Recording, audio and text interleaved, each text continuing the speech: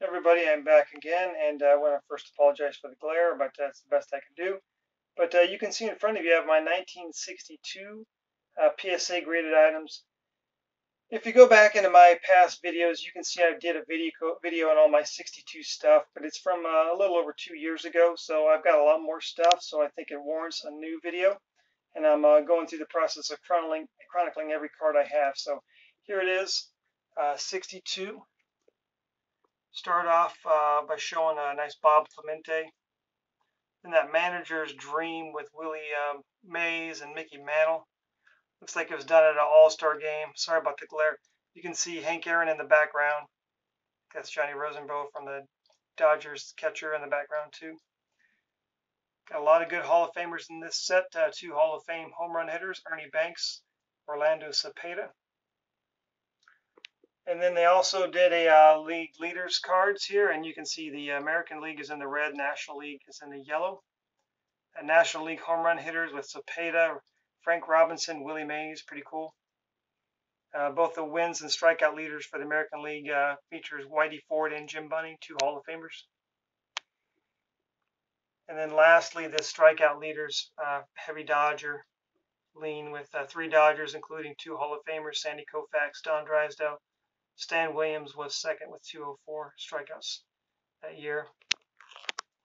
Then another Hall of Famer here with Harmon Killebrew.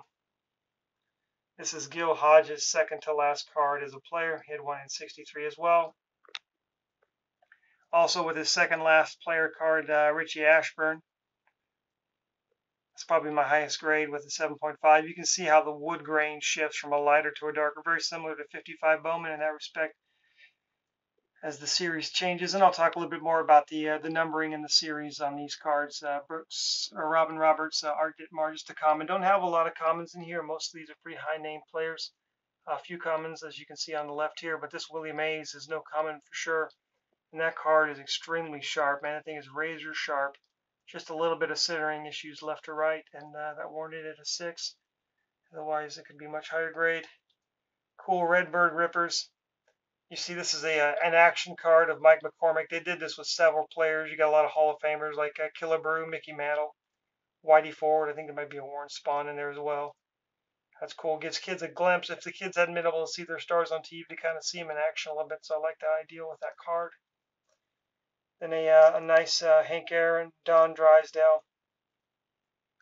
The Frank Robinson card from 62 is notoriously tough.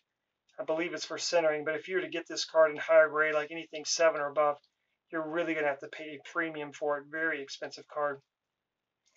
And this Braves backstops. It's this Joe Torre's rookie year. And it's got two great catchers with Torre and Del Crandall. And you can see Del Crandall's kind of trying to convince Torre to use the first baseman's glove because he don't want to lose his spot. So they both had really great careers. An early win. This one's got a pin mark on the back, just a little mark of a pin. It's legit, it's there, but it doesn't affect the overall eye appeal of the front of the card. And then you've got these Sporting News All-Star cards as well. And in the case of Willie Mays and Hank Aaron, I think I kind of like these All-Star cards just a little bit better than their other cards, a little bit more imaginative than with those semi-action poses.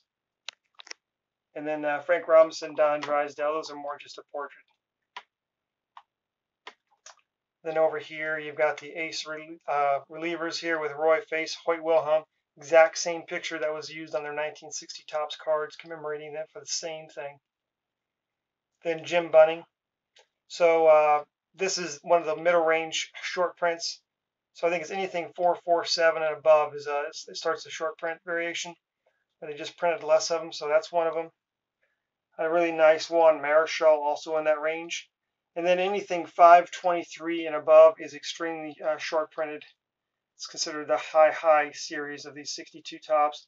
And I've got 3 Hall of Famers here. I got the Gibson, the Hoyt Wilhelm, and the Willie McCovey. Very expensive cards. That's why I've only got them in 6s.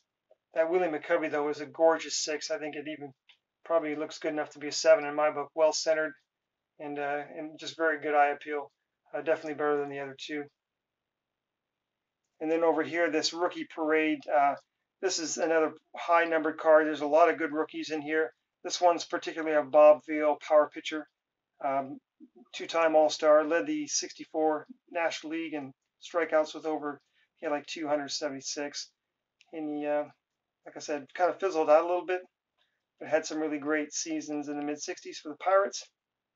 A lot of good rookies in 62, starting with old John Boog Powell.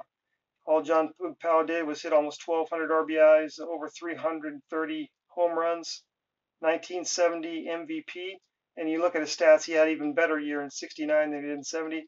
Finished number 2 in 69 to Harmon Killebrew, but had a really good dominant run there.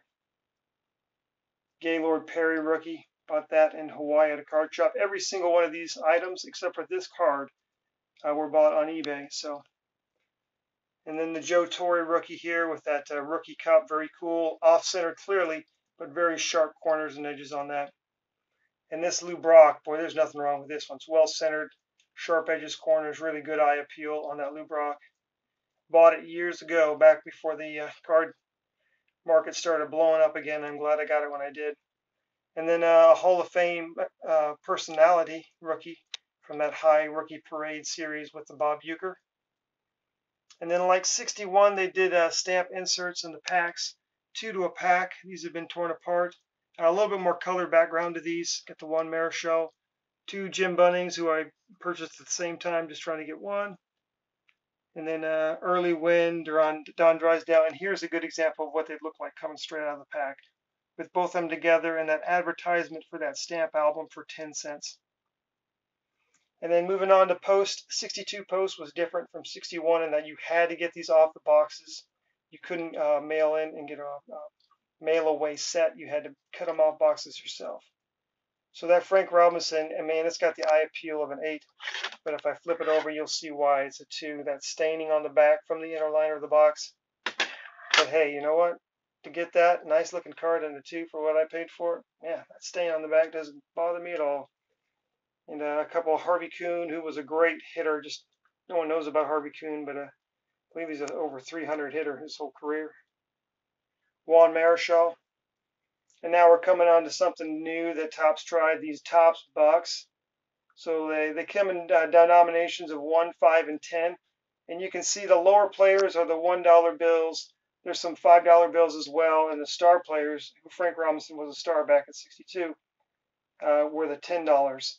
So they're very tough, you know. And you can see both in the Bunning and the Miller here, there's a natural seam right there and there. That's from the way they were folded into the packs, 1 per pack. And that was a natural seam. The PSA does not take off of that when they grade those, because they understand they had to come that way. That's the way they came. And then over here, the Salada tea and Junket brand desserts came in a Salada tea and then a Junket pudding mixes. So your mom would go to the store, come back with those, pop it open, and you would have a nice new little souvenir to play with your friends. Pretty cool design on that. They would do another set the next year, which I'll get to when I show my 63s.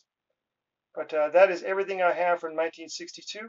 Once again, everybody, I appreciate your posting comments, and I'll talk to you again soon.